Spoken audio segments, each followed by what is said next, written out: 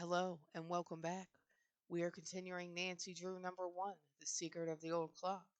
We are on chapter 22, What the Notebook Revealed. Just a minute, Nancy Drew stammered as she darted toward the roadster, blocking the marshal's path. There's a package in the seat. I'll put it in the back. Hastily, she picked up the clock, which was covered with a blanket. Never mind that, the marshal interposed. I can hold it. Oh, it's no trouble to put it in the catch-all at the back, Nancy assured him. Then we'll be out of your way. Before the man could offer to do it for her, she had carried the clock to the rear of the car. Lifting the cover, she placed it on the floor. During the ride back to town, Nancy Drew was anything but easy in her mind, but she gave no indication that she was nervous. It was not until she had said goodbye to the marshal at the jail that she felt entirely safe. That was a narrow escape, she laughed as she drove away. It might not have gone so well with me if the marshal had discovered stolen goods in my car. It certainly wouldn't have been easy to explain how I came by that clock. Although it was late, Nancy was determined to return to River Heights that night.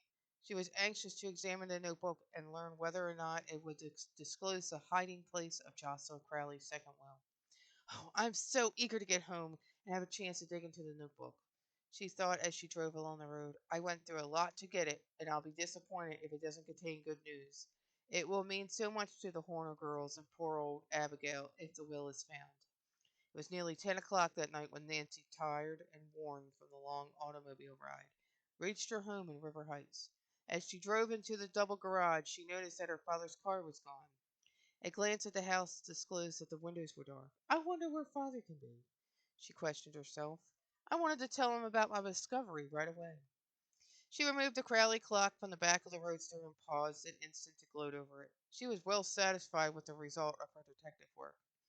Locking the garage door, she went inside and switched on the electric light. The house seemed deserted, for Hannah, the maid, was already retired. Father's probably working late at the office, Nancy decided. Oh well, I may as well stay up, and while I'm waiting, I'll have a look at the notebook. During the long ride from Moon Lake, she had been impatient for an opportunity to examine the Crowley notebook, and now she lost no time in finding a screwdriver. She took off the face of the clock, and from the hook removed the notebook. Now to find out what became of the will, she declared, as she curled up in a comfortable chair near a reading lamp. Oh, I hope everything turns out right for Allie and Grace and for Abigail Rowan. Carefully, Nancy thumbed over the pages, for they were yellowed with age and she was afraid they might tear. Evidently, Joshua Crowley had used the same notebook for many years. Page after page, the girl read, perusing inconsequential memoranda and numerous notations of property owned by Joshua Crowley, as well as various business transactions made by him. Nancy was surprised at the list of stocks, bonds, and notes, which apparently belonged to the estate. The amount reached well over $300. I had no idea Joshua Crowley had that much money, she murmured. After a time, she grew impatient of the seemingly endless list, and skipping many pages, turned ahead. Suddenly, the phrase, my will, caught and held her attention. Eagerly, Nancy pounced upon it and began to read. I found it at last, she told herself in excitement. The notation was brief and written in Joshua Crowley's cramped hand. To whom it may concern, my last will and testament will be found in safety deposit box number 148 in the Masonville National Bank. The box is under the name of Joshua Harkston. The date of this entry was recent, and the ink had not faded as in the earlier entries in the notebook. Then there was another will, Nancy exclaimed aloud. Oh, I'm sure it must be in favor of the Horner girls, too. She hurriedly read on, but although she carefully examined every page in the book, there was no other mention of the will. No wonder the will never came to light, Nancy mused. Who would have ever thought of looking for it in a safety deposit box under the name of Joshua Harkston? In his zest for safety, Joshua Crowley nearly defeated his own purpose. Her thoughts were interrupted as she heard an automobile turning in at the drive. Rushing to the window, Nancy saw her father drive into the garage. As he opened the front door, she ran to meet him. Well, hello, Nancy, he greeted her in surprise. If I had known you were here, I have come home sooner. I was doing some special work on a case. Back from Moon Lake early, aren't you? Yes, Nancy admitted, trying to hide her excitement, but for a good reason. Before her father could remove his hat, she plunged into the story of her adventures and ended by showing him the notebook which she had found inside the mantel clock. When she had finished, Carson Drew stared at her with mingled pride and amusement. "You're a regular detective, Nancy." "You're making fun of me." Carson Drew's face sobered. "No, I'm proud of what you've done, Nancy. I couldn't have done better myself. Perhaps not so well. You took a real risk when you encountered those robbers, but so long as you are back home safe and sound, it doesn't matter. The Tompkins aren't going to thank me when they found out what I've done." "Hardly. They may accuse you of stealing their clock, although so long as their house was open when you entered, they can't claim that you broke in. However, if we can manage to keep the knowledge from them, it will be just as well that they don't learn the details of how the will was found." Carson Drew picked up the notebook and glanced through it with interest. "The fortune will make a nice nest egg for someone," he commented, as he looked over the list of stocks and bonds owned by Crowley. "These securities are of the best, too, all gilt edge. I hope the Tompkins will be cut off without a cent," Nancy declared. "It's likely they will be, but of course you never can be certain until the will is read. Unless I am mistaken, your discovery will strike the Tompkins at an especially awkward time." "What do you mean?"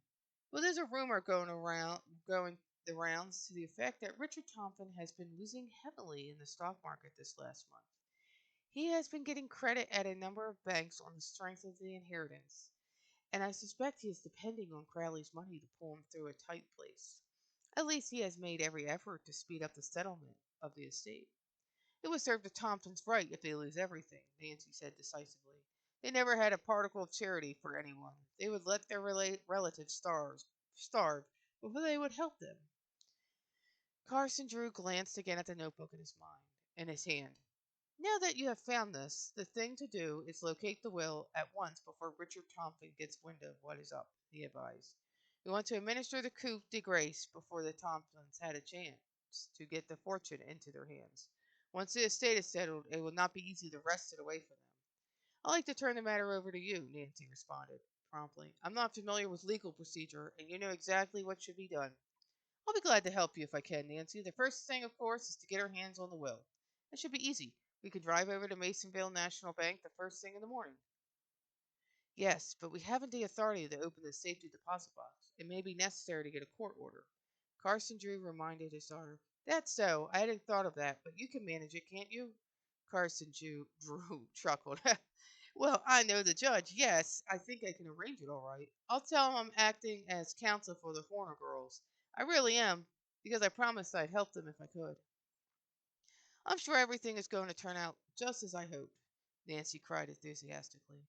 "The deserving relatives will get the money, and the Tompkins will be left out in the cold. Abigail Rowan will be able to have the medical attention she needs, and Allie and Grace will be fixed for life." "Don't build your hopes too high," Carson Drew advised her wisely. "There may be a slip, you know. We may fail to find the will in the deposit box, and of course there's a chance that Joshua Crowley didn't dispose of the fortune uh, as it was expected that he would. If I were you, I wouldn't say anything to the Horner girls until we are certain." "I won't," Nancy promised, as she turned toward the stairs, "but I can't help hoping. I'm going to bed now and get a good night's rest, and tomorrow we'll start off on the big adventure. Oh, I can scarcely wait to find out what the will contains." Halfway up the stairs, she hesitated, and then returned to the living room and picked up the notebook, which rested on the table. "After all I've gone through to get my hands on this, I'm not going to take any chances," she laughed. "Tonight, I'm going to sleep with it under my pillow." And that was chapter 2. Please like and subscribe, and have a great